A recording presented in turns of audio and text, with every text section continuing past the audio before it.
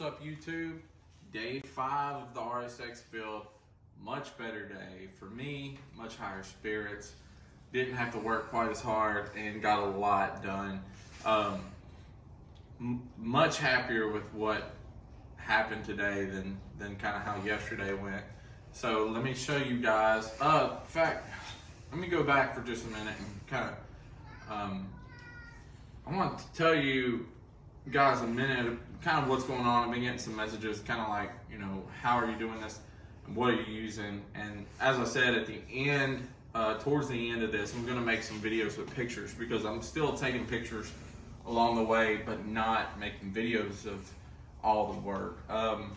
So what we're using is, I think I have said that before, but it's like a 0506 CRV transmission. It's a JDM transmission, but just only thing different about that is the final drive. We are using an 07 to 11 rear diff, and we are using a element drive shaft, which actually just bolts up. You don't have to lengthen it or anything like that. I have a viscous coupler, but I'm not using it right now. That'll be kind of stage 2 if we decide to use it. Right now we're gonna do the 07 to 11 diff, and I'm gonna use the Gravy built PTU upgrade kit, which should get the traction where I want it. So just kind of wanted to clear a couple of things up like that. So what I did today was I made the tunnel for the drive shaft. And let me show you guys how I did mine. I'm super happy with how it came out. It's exactly what I had pictured in my head. So I went to an exhaust shop and I asked them for a piece of scrap. It was, this is actually, I think this is like 4.5 inch or 5 inch pipe. Let me see. My hole was 4.25 inches. This is 4.5 inch exhaust pipe. So what I did was I put it in there. I marked 4.25 across like this, and drew me some lines, and I cut out a section of this pipe. Then what I did, and I have pictures, again, I'll show you later kind of exactly how I did it. But what I did after that was I stuck that piece of pipe up in my hole, up in the tunnel that was 17.5 inches long. I had some overhang on the back side and on the front side. And then I used this on top of my jack. If you can imagine, I laid that piece out. This is a good example. This is just like what I had as my tunnel. I laid that piece on top of that piece and then put my jack here, and I pressed it up into the floorboard of the car, which stretched the floor around it and pushed it up. And then I came back and it also pushed it here and here. Then I came back and I welded this, that. And after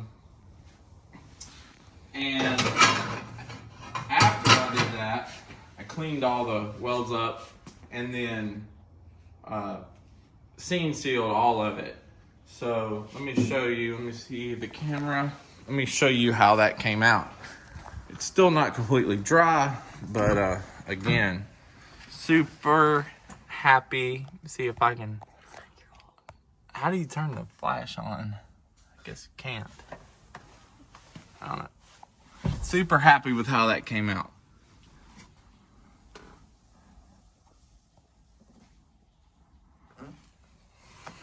I'm gonna try to give you a shot underneath the car.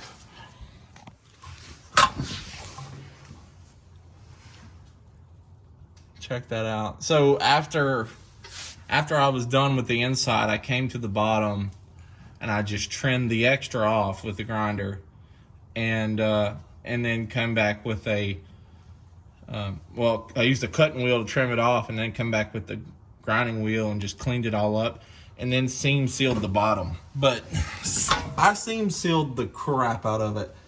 But the way I see it is Honda did too. So if Honda thought it needed, all that area needed seam sealed, then I think it needs seam sealed. But yeah, so that is what it came out like, and I'm super happy with it. It's got plenty of clearance. The next time I work on it, maybe tomorrow, I don't know, my kind of having some sicknesses here at the house. My wife, we think, has COVID. So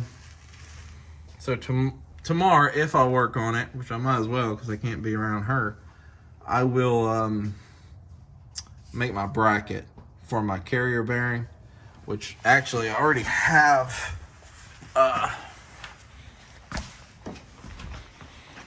I've actually already kind of made them. So all I did was measure out kind of what I needed. I made these little L brackets. It's like pretty thick steel. I bought a whole bar of it right here, and put a relief cut in it on the back side, and then put it in a vise and bent it over. So tomorrow, it's not going to be real hard. Just kind of weld that to the side of the car, and then drill a hole, mark and drill a hole there to bolt the drive shaft in. I think my fittings will be here too, which that won't take long. Just throw I need a 8-an I forget what you call it, the deal that goes into the fuel rail, and that line, and then of course I'll have to route it and put it where it goes. It's not going to sit there. That's just kind of where it's at right now. But I've still got to figure out that, like, where I'm going to run these. Before I had them ran right here under the transmission along the subframe, but and that may be what I do again, but for right now I just have them sticking through there. But besides that, there's not a whole lot left. We're still waiting on S1 to come out with those hubs, fuel system, hang the carrier bearing. Heck, I really put the interior back in. That's gonna be, as soon as that seam sealer dries, that'll probably be the next thing, is just sticking all that back together.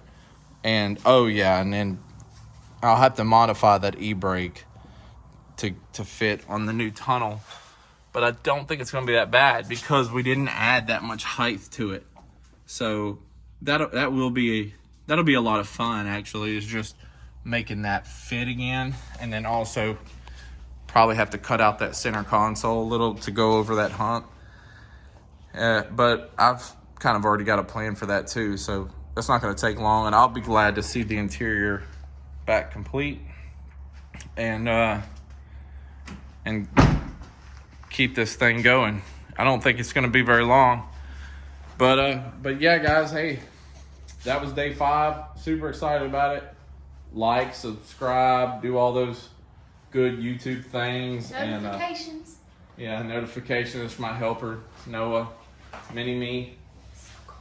And it's freezing. We had a thunderstorm last night. It went from like 70 degrees to... It's 36. It's 36 degrees right now. It's going to be 22 tonight. So it is cold. We're shutting down and putting stuff up, and we're going to go get something to eat. And thank you, guys. Talk to you later.